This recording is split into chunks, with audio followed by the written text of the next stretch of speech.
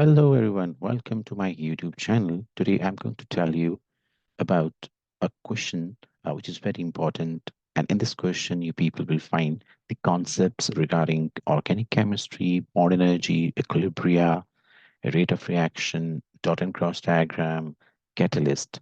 And this is actually the 20-mark question.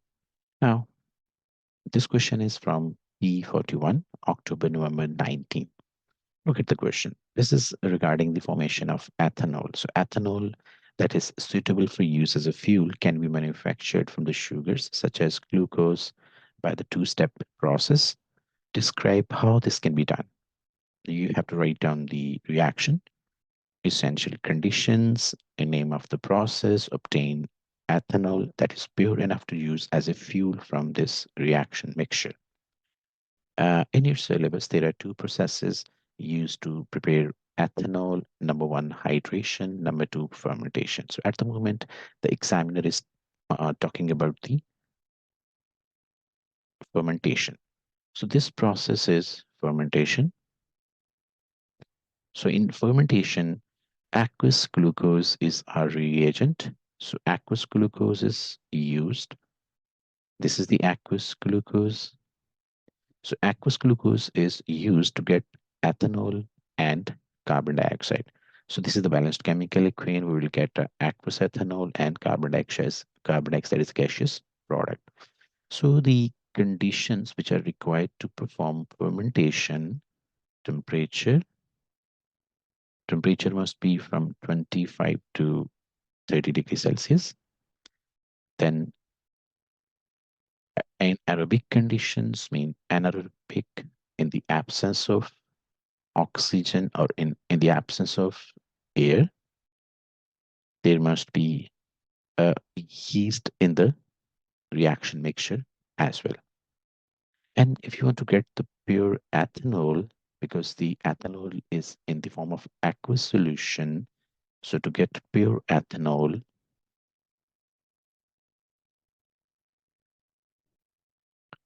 fractional distillation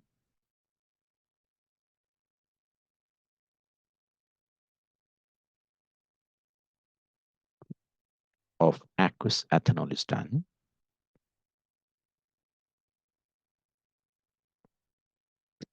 And this ethanol having a lower boiling point, 78, that can be obtained through this experimental technique. Although this is all about the question number 7, but if I tell you the different aspects of this question as well, in this question, the examiner may ask about the test for carbon dioxide. So if the test for carbon dioxide is there, the carbon dioxide, that turns lime water milky, turns lime water milky. Now, the temperature range is 25 to 30 degrees Celsius. If we use more than 30 degrees Celsius or 40 degrees Celsius, the yeast become denatured.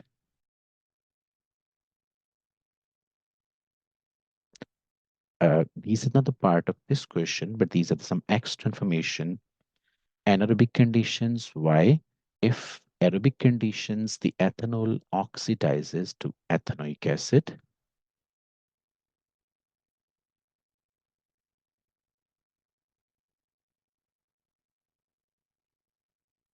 And what is the function of yeast? Yeast provides an enzyme, cymase, which speeds up the reaction.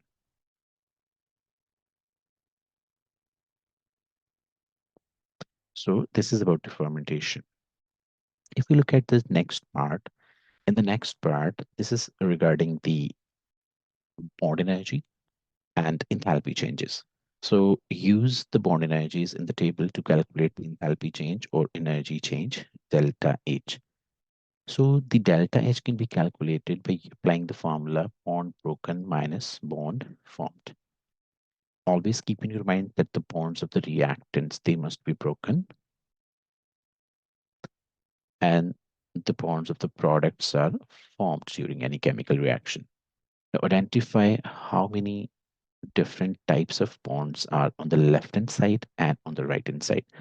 There is one CC bond, And if you count the CH bonds, 1, 2, 3, 4, 5, 5 CH bonds are there, one CO bond is there, and one OH bond is there, and three OO bonds are there. So one CH, one CC bond, 5 CH, CO, OH, and 3 O double bond O. If we look at the bond energies, so you can use the bond energy from the table to get 347, then 413, then 358, 464, 498, and we'll get a sum of 4728. Now, the bond which are present on the right side of the chemical equation, now this carbon dioxide, copy this 2 coefficient, but there are 2 CO bonds are there. So if we put 2 before COO, C double bond O, we have 4 bonds of C double bond O. So we have to multiply 4 with the bond energy of C double bond O. Here we have 3 coefficient and there are 2 water molecules mean 2 OH bonds are there. So we have 6 OH bond. So if we put the energies of 4 C double bond O, 6 OH bonds, we will get the answer 6OO4. Now, the enthalpy change can be calculated by using the formula bond broken minus bond formed. So this is the energy which is required to break bond, and this much energy is released during bond making. So if we take the difference of these two energies, we'll get the answer. So the overall enthalpy change of this reaction is minus 1276, and this negative sign indicates that the reaction is exothermic. This much amount of energy is required to break bonds. This is the energy which is released during bond making. And if we take the difference of these two energies, we'll get the enthalpy change or heat energy, which is minus 1276. And the sign is negative, so that's why the overall reaction is exothermic.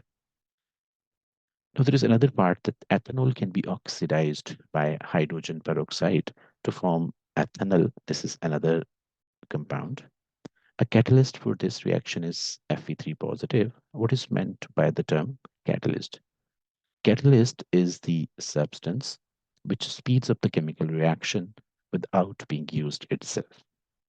So this is the substance which speeds up the chemical reaction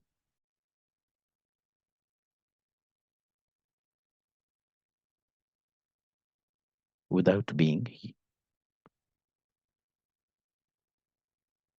used itself. So it remained unchanged at the end of the reaction. Now, the structure of ethanol is shown. This is another, ethanol is, there is a compound ethanol, but this is not ethanol. This is ethanol. This is another functional group. So the difference between ethanol and ethanol is, this is OH is for ethanol, but if we have a C double bond OH, this is for ethanol. Now you have to complete the dot and cross diagram of ethanol. You can take help from this formula. You know that this is the key which can be used to represent the electrons of carbon, hydrogen, and oxygen. So carbon with this dot. Now carbon has 4 electrons. So 1, 2, 3, 4. Hydrogen has 1 electron. So 1 cross for hydrogen, 1 cross for hydrogen, 1 cross, and this is another cross. Now 4 electrons are there in the carbon. So the electrons of carbon can be represented by this dot. So 1 electron, 2 electron, 2 or more, 1, 2. Oxygen has 6 electrons in its outermost shell. So you can represent the electrons by this dot. Now there is 1 electron for oxygen, 2 electron, and then the rest of the 4 electrons, they must be shown to get the complete octet. So this is the dot and cross diagram of ethanol. Now, there's another question regarding the table gives the boiling point of ethanol and ethanol. So if we talk about the boiling point or the melting point of different compounds, the boiling and the melting point, they are linked with the intermolecular forces because these are the covalent compounds. So the boiling point and the melting points, they are linked with the intermolecular forces. So if the intermolecular forces are strong, then higher boiling point. And if the intermolecular forces are weak, then lower boiling point. So in the terms of attractive forces between particles suggest why ethanol has a lower boiling point than ethanol. It means the boiling point of ethanol is much more than the ethanol. So ethanol has higher boiling point. Why? Due to strong intermolecular forces.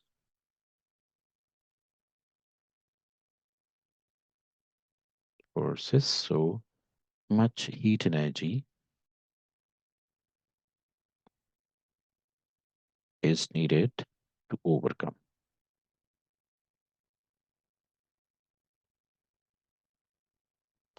Then next part, this is regarding the equilibria or the reversible reaction. So this reversible reaction is between uh, ethene and steam to get ethanol.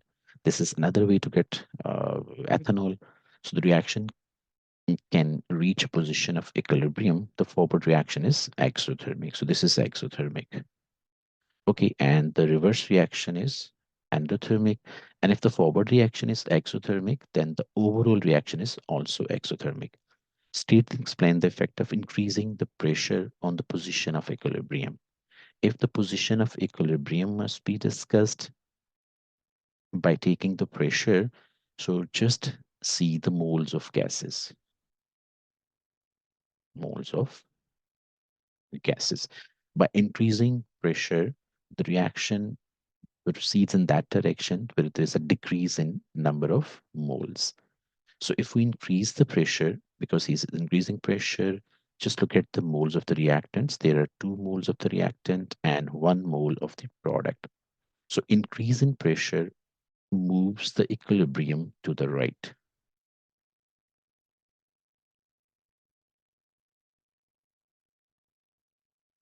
Moves the equilibrium to the right. Why? Because fewer moles of gases on right hand side, on right side of equation. Increase in pressure shifts the position of equilibrium from more moles to less moles. Now, increasing the pressure of the gas increases the concentration. State and explain the effect of increasing the pressure on the rate. Now, he's not asking about the position of equilibrium, but in this question, the rate must be discussed. When you increase the pressure, the particle will come close to each other. Definitely, when the particle come close to each other, they will increase the concentration. And if the concentration is increased, the effect of increasing concentration is the reaction, the rate of reaction increases.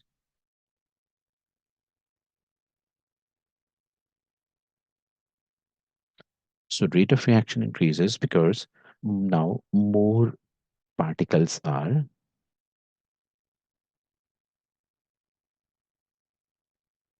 more particles are in unit volume. They are close together now and more collisions per second.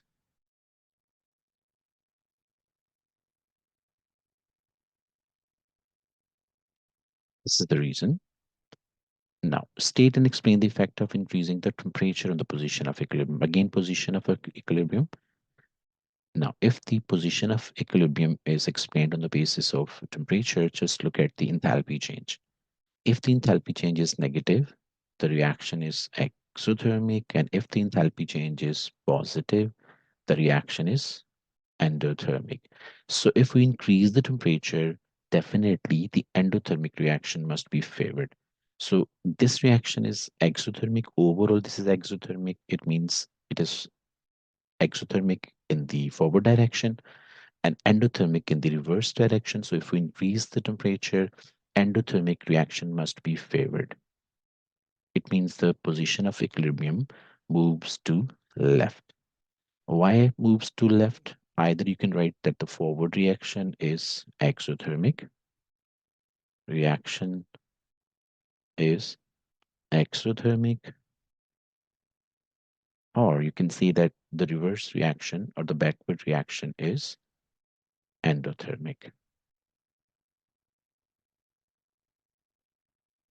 So this is all about this question. And don't forget to subscribe my channel. Please subscribe and share. Thank you very much.